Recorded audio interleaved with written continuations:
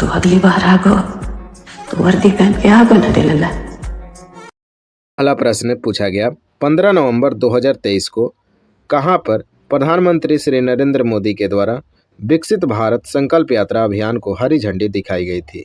तो विकसित भारत संकल्प यात्रा की हरी झंडी दिखाया गया था प्रधानमंत्री श्री नरेंद्र मोदी के द्वारा खूंटी झारखंड में 2023 में। ये विकसित भारत संकल्प यात्रा को लाया गया था किसके द्वारा? प्रधानमंत्री श्री नरेंद्र मोदी के द्वारा खूंटी झारखंड में इसकी शुरुआत की गई थी। अगला प्रश्न पूछा गया, निम्नलिखित में से वेग का एसआई मात्रक क्या होता है? देखो मेरे भाई, वीडियो अच्छा लगता है तो वीडियो को लाइक करना है और चैनल को सब्सक्राइब करते हुए आगे बढ़ जाना है, ठीक है। प्रश्न के दौरान, वीडियो के दौरान मैं आपसे कुछ प्रश्न पूछता हूं जो कि सीधे आपके पेपर में देखने को मिल जाएगा। तो उन सारे प्रश्न का उत्तर आपको कमेंट बॉक्स में करते रहना है। चलिए देखते हैं इस प्रश्न को। निम्नलिखित में से वेग का एसआई मात्रक क्या होता है? तो मीटर पर सेकंड हो जाएगा आपका राइट आंसर। वेग का एसआई मात्रक होता है। थोड़ा सा आप बताइए, एक्सेलरेशन त्वरण का एसआई मात्रक क्या होता है? कमेंट बॉक्स में आपको बताना है भाई कि त्वरण का और बल और त्वरण दोनों का एसआई मात्रक आपको कमेंट बॉक्स में बता देना है, ठीक है। अगला प्रश्न देखते हैं। केंद्र में तेजी से बदलती राजनीतिक स्थिति के कारण 1990 में भारत की पंचवर्षीय योजना शुरू नहीं हो सकी थी।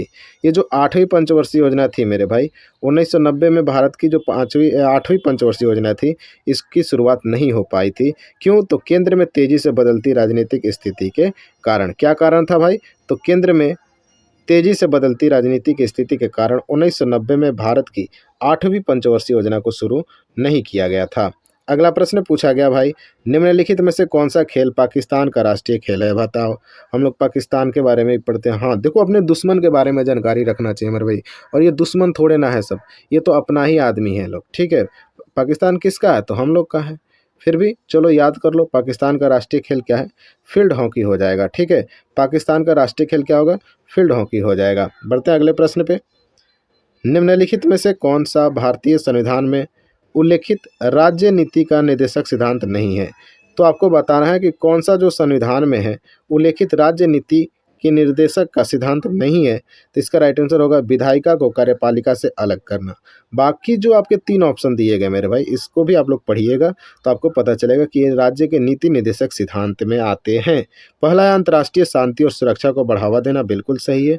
नागरिकों के लिए समान नागरिक संहिता होना चाहिए। कृषि एवं पशुपालन का गठन होना चाहिए। बढ़ते हैं अगले प्रश्न पे। 1951 में प्रथम एशियाई खेल कहाँ आयोजित किया गया था?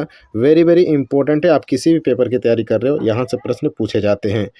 तो नई दिल्ली, भारत में प्रथम एशियाई खेल का आयोजन किया गया था। कब? तो ये भी याद रखिएगा, 1951 में। अगला प्रश्न देखते हैं।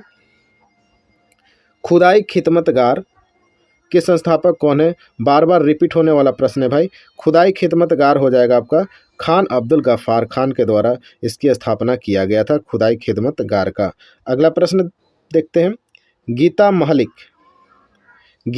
महलिक किस नृत्य शैली के लिए प्रसिद्ध है? देखो मेरे भाई, नृत्य शैली हुआ, वाद्य यंत्र हुआ, इससे प्रश्न आपके पेपर में देखने को मिलेगा, ठीक है। तो आप तैयार रहिएगा। पंचवर्षीय योजना हुआ, जनगणना 2011 हो गया, ये ऐसे टॉपिक हैं, सदाबहार टॉपिक है भाई, आपसे जीडी में बार बार प्रश्न पूछा जाएगा। और जिन्होंने भी 1 नंबर से वीडियो देख रखा है उनको डरने की ज़रूरत ही नहीं मेरे भाई, क्योंकि एक एक प्रश्न का रिवीजन हम लोग कर चुके हैं सीधे आपके ओरिजिनल पेपर के साथ, ठीक है। हम इधर उधर का एक भी प्रश्न नहीं कराते हैं, जो आपके पेपर में पूछा गया वही मैं करा देता हूं। तो वेरी वेरी इंपॉर्टेंट रहता है मेरा एक वीडियो भाई, आप लोग को पता है जो रेगुलर देख रहे हैं। तो गीत महलिक किस नृत्य शैली के लिए प्रसिद्ध है? तो ओडिसी इसका राइट आंसर हो जाएगा मेरे भाई, ठीक है। राइट आंसर होगा ओडिसी से जुड़ी है गीता महलिक, याद रखिएगा। अगला प्रश्न देखते हैं। भारतीय संविधान की निम्नलिखित में से किस अनुसूची में समवर्ती सूची दी गई है? तो बताना आपको समवर्ती सूची किस अनुसूची में दिया गया है। तो इसका राइट आंसर होगा 7वीं में। 7वीं अनुसूची में आपको समवर्ती सूची मिल जाएगा मेरे भाई। राइट आंसर हो जाएगा 7वीं अनुसूची में समवर्ती सूची दी गई है, हमारा राइट आंसर हो जाएगा। अगला प्रश्न देखते हैं। प्रश्न नंबर 10 पूछा गया, केंद्रीय मंत्री ने सितंबर 2022 सर्वाइकल कैंसर की रोकथाम के लिए भारत के पहले स्वदेशी रूप से विकसित टीके सर्वैवक की घोषणा की। तो इसका राइट आंसर होगा डॉक्टर जितेंद्र सिंह हो जाएगा भाई। याद रखना, सर्वाइकल कैंसर की रोकथाम के लिए डॉक्टर जितेंद्र सिंह के द्वारा सर्वाइवैक की घोषणा की गई थी। थोड़ा नाम अजीब है भाई, याद रखना, ठीक है। अगला प्रश्न देखते हैं, कथक शब्द का क्या अर्थ होता है? कथक का अर्थ बता दो मेरे भाई। कथक कहाँ का है नृत्य? तो यूपी का है, यानी उत्तर प्रदेश का है। और कथक शब्द का अर्थ निकल कर आता है कथावाचक। राइट आंसर होगा कथावाचक। देख रहे हो ना कैसे कैसे प्रश्न पूछे गए हैं भाई, ऐसे प्रश्न कोई नहीं कराता है, ठीक है। ये बताया जाएगा कथक कहाँ का है। अभी तक मैंने भी यही किया था, लेकिन अभी मैंने देखा कथक शब्द का अर्थ पूछ दिया तो बता दिया।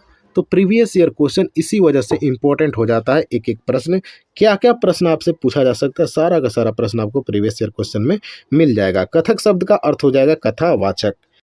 निम्नलिखित में से कौन सा युग्म व्यक्ति और उनसे संबंधित संगीत वाद्य यंत्र के संदर्भ में सही ढंग से मेल खाता है? पहला दिया गया तोताराम शर्मा पखावज। हाँ, ये सही है। आपके सीजीएल के एग्जाम में हूबहू प्रश्न पूछा गया था कि तोताराम शर्मा का संबंध किससे है, तो पखावज से है। तो पहला कथन हमारा बिल्कुल सही है। दूसरा कथन में दिया गया जाकिर हुसैन बांसुरी, ये गलत कथन दिया गया मेरे भाई, ठीक है। तो राइट आंसर होगा केवल 1। गलत है तो क्यों गलत है आपको बताना है। बांसुरी से संबंधित किसी एक प्रसिद्ध व्यक्ति का नाम बताना है, और जाकिर हुसैन किस वाद्य यंत्र से संबंधित है ये आपको बताना है। कहाँ बताइएगा तो कमेंट बॉक्स में बताइएगा, ठीक है। और ज़रूर से ज़रूर बताइएगा, जितने भी मेरे भाई वीडियो देख रहे हैं, जितने व्यूज़ है ना उतने कमेंट होने चाहिए मेरे भाई, ठीक है। क्योंकि अब यहाँ केवल सीरियस बच्चे ही जुड़े हैं चैनल पे, ठीक है। कोई इधर उधर का वीडियो देखने वाला नहीं है। जो भी आप हैं वो आप सीरियस हो मेरे भाई, आप एग्ज़ाम देने वाले हो, ठीक है। एग्ज़ाम देने वाले हो तो आपको आंसर करना है कमेंट बॉक्स में। चलिए देखते हैं अगले प्रश्न को। अगला प्रश्न पूछा गया, निम्नलिखित में से किस नृत्य शैली को एक हार्य के रूप में वर्गीकृत किया गया है?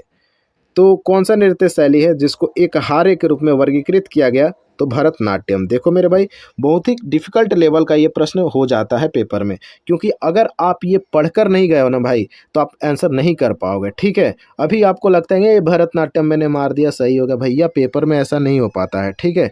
तो शैली एक हार्य के रूप में वर्गीकृत किया गया है भरतनाट्यम को, याद रखिएगा। चलिए थोड़ा सा रिवीजन मारते हैं। सत्रिया नृत्य किस राज्य का है? भरतनाट्यम किसका है, किस राज्य का है? और ओडिसी किस राज्य का है? कथक किस राज्य का है? कहाँ बताना है? कमेंट बॉक्स में बताना है भाई। कमेंट बॉक्स एकदम लगना चाहिए कि हाँ आपका ये रफ पेपर है, एकदम भर दो कमेंट बॉक्स को, ठीक है। भर दो, ना पेन लगता है ना कॉपी लगता है, बस आपका उंगली चाहिए और आपके हाथ में मोबाइल तो है ही, तो आप कमेंट बॉक्स करना नहीं भूलेंगे। कमेंट बॉक्स में सत्रिया नृत्य कहाँ का? भरतनाट्यम, कथक, ओडिसी। अगला प्रश्न पे चलते हैं। बास्केटबॉल में 2 टीमें होती हैं जिसमें प्रत्येक टीम में कितने खिलाड़ी होते हैं? तो बास्केटबॉल में प्रत्येक टीम के तरफ से 5-5 खिलाड़ी होते हैं मेरे भाई, याद रखिएगा। राइट आंसर हो जाएगा 5। अगला प्रश्न देखते हैं, कबड्डी में कितना होता है भाई? कबड्डी में होते हैं 7 प्लेयर। हॉकी में कितने होते हैं? 11। क्रिकेट में कितना? 11। फुटबॉल में कितना? 11। ये सब आपको ध्यान में रखना है। प्रश्न है कि भारतीय जनगणना के संदर्भ में साक्षरता प्रतिशत की परिभाषा क्या होती है? क्या देखकर साक्षरता प्रतिशत निकाला जाता है भारतीय जनगणना में, ये आपको बताना है। तो ऑप्शन नंबर 3 पर टिक किया गया एसएससी के द्वारा कि आपका बिल्कुल सही उत्तर है। लिखा गया है कि 7 वर्ष और उससे अधिक आयु के लोगों का प्रतिशत जो किसी भाषा को पढ़ और लिख सकते हैं उनको साक्षर माना जाता है मेरे भाई, ध्यान रखिएगा। क्या तो लिमिट है कि 7 वर्ष और उससे अधिक आयु के लोगों का प्रतिशत जो किसी भाषा को पढ़ और लिख सकते हैं उनको साक्षरता प्रतिशत के अंतर्गत रखकर उनकी जनगणना की जा सकती है। तो राइट आंसर होगा ऑप्शन नंबर 3। ध्यान रखिएगा, पेपर में आने वाला प्रश्न है भाई ये सब।